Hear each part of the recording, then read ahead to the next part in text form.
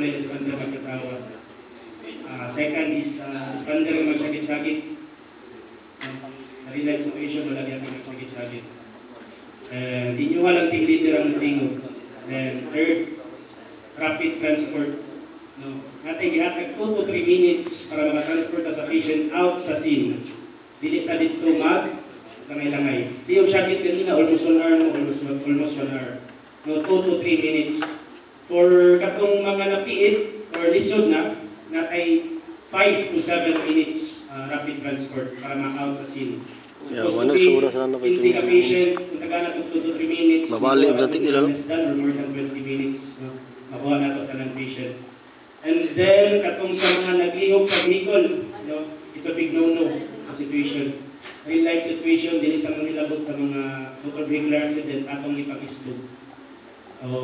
Kato, na ikadugang uban,